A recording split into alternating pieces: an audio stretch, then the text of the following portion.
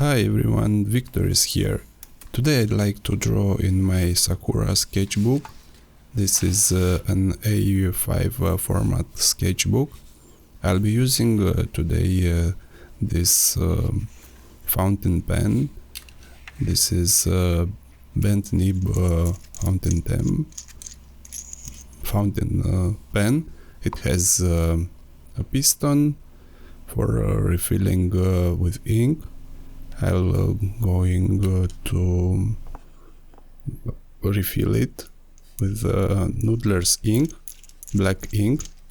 It is waterproof ink, but you need to wait before it dries, and if you want to apply after this watercolor or any wet medium.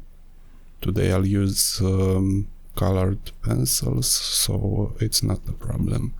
So the fountain pen can be refilled rotating the knob on the end of the refillable piston, immersing the whole nib of the pen into the ink. Then removing the excess of ink. So I'll be drawing today a fortified evangelic church that can be found, many of them in Transylvania. This one I saw when I visited Viscri. This is a traditional Saxon village with many traditional Saxon houses, and this fortified church is representative for such kind of architecture from that times. This kind of fountain pen with bent nib is versatile. With the tip of the nib you can draw very thin lines, and if you use the whole width of the nib you can draw really thick and bold lines. I'm doing with this the dark and the shady parts of the rooftop. I started with the rooftop because it is the part of the building that has the most contrast between a subject and a bright blue sky. This bent nib is very effective for covering really large areas with solid black, and it's very fast to color in such large surfaces. Now I'm hatching a part of rooftop that has some wooden planks. I'm very satisfied with this fountain pen. The only downside is that is a bit short, and I cannot hold it very comfortable, and if I put the cap on it doesn't stay very fit.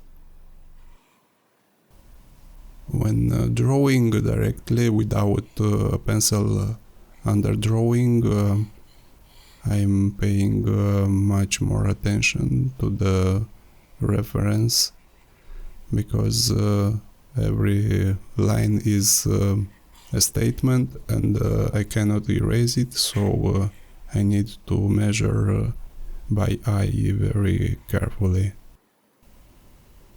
There are many angles on the rooftop, so the trick to do them right is to relate to each other So if I started with one triangle shape rooftop, I'm relating the others to this. The walls are easier to do because I'm doing them vertically, even though on reference photo they might be a bit slanted because of the distortion of perspective of the camera lenses.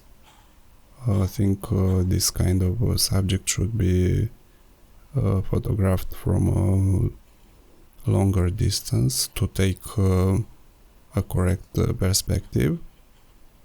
After I outlined the large shapes, now it's easier to fill in the details.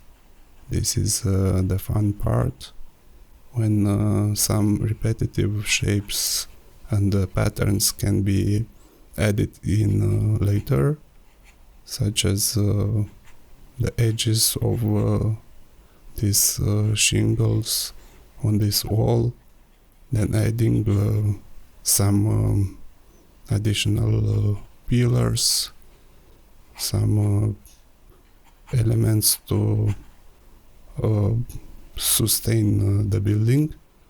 Being a fortified church, it was used in the past to be a shelter in case of wars. All the citizens of the village gathered in such kind of churches, and they stayed there until some wars were ended. They had some supplies, food, and they lived there autonomously for a long time. Drawing with such thick lines creates very high contrast, and also helps to build confidence and not to fiddle with thin, undecisive lines. The shape of a tree, this is an organic shape, it's easy to do. You cannot do mistakes here. Some slants, staircases. I'm doing the shades of the staircases and indicating some bushes. The window. The fortified church is organized like a museum. There are many exhibitions inside. You can see their tools and objects that were used in the past. Some rooms are decorated and have furniture of old times, and there are many boards with explanations where you can find many interesting facts about the life of people in the past of this village. Adding shingles to the rooftop, then some poles.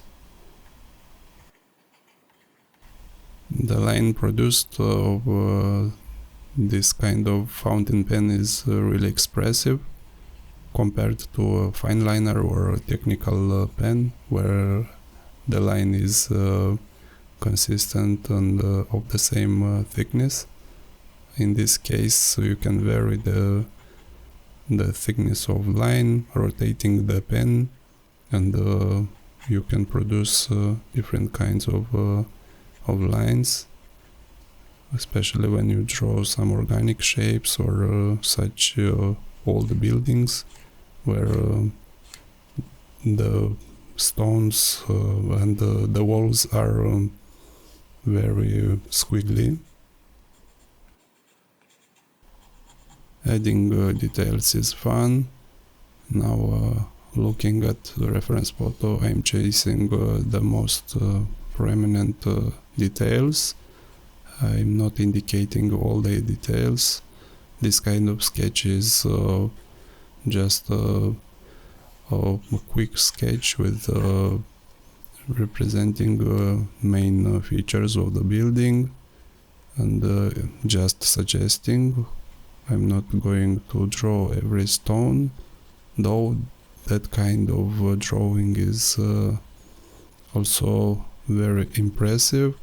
In this case I'm just indicating and suggesting that this building is made of stone.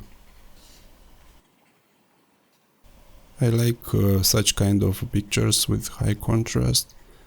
If I look at this picture, it suggests me this is a bright sunny day with very dark shadows, and the color of the walls is almost white because of high brightness due to the light of the sun.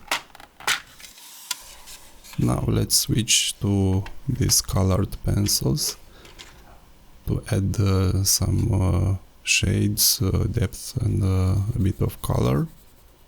I'm using Payne's Gray. It's a nice color. I like it because it has a slight tint of bluish inside of this. Is a cool color. Adding a bit of shade to the rooftop. These pencils are mixed. This one is from Faber Castell, Polychromos, very nice pencils. They glide easily on paper. They are soft and it's very satisfying to draw with them. I hold them in this tin box. It's not from pencils. I had it as a package for a cable. Now it's convenient to hold them together in this box. Adding a bit of red to the shingle rooftop. When adding such kind of solid color, I am not sharpening the pencils on purpose, because I like when they have a blunt and not sharp point, and also to not waste the lid of the pencil. I am sharpening them when I need really sharp and thin lines, but for coloring and covering such large areas, blunt lid is excellent and makes a very compact color. Adding shades and darker sides of the building to create depth and a higher contrast. Now the building seems to be more three-dimensional. Adding shadow beneath the rooftop. This fortified church looks more like a fortress inside. The actual church is tiny, is in the center of the walls of the fortress. And it's very old and it was preserved with the original furniture and icons. I'm adding color on random spots of the building, not working in the same spot for too long time. This technique gives me the perspective of the whole picture. Adding a lighter tone for this shade part of the building even though it seems to be almost white. This shadow gives 3D feeling of the building, adding darker tones for the doors, for the steps.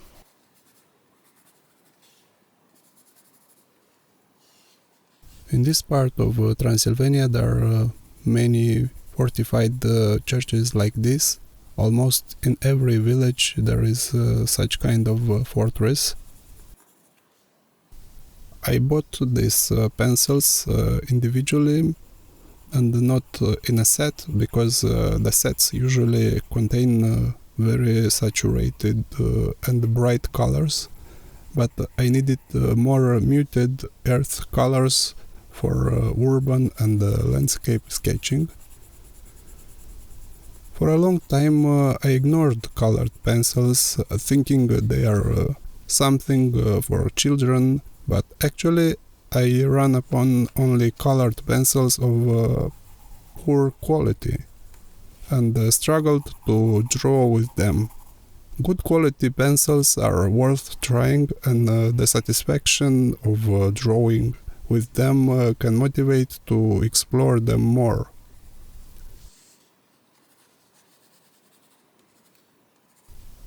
Colored pencils can be very precise. With a well-sharpened lid, some very realistic drawings can be produced. For some aspects, colored pencils might be more suitable for sketching on location, as you don't need additional equipment like brushes, water, but you need a sharpener and a container to dispose the pencil shaving. Though there are sharpeners that have an inbuilt container, which makes them very convenient to carry around.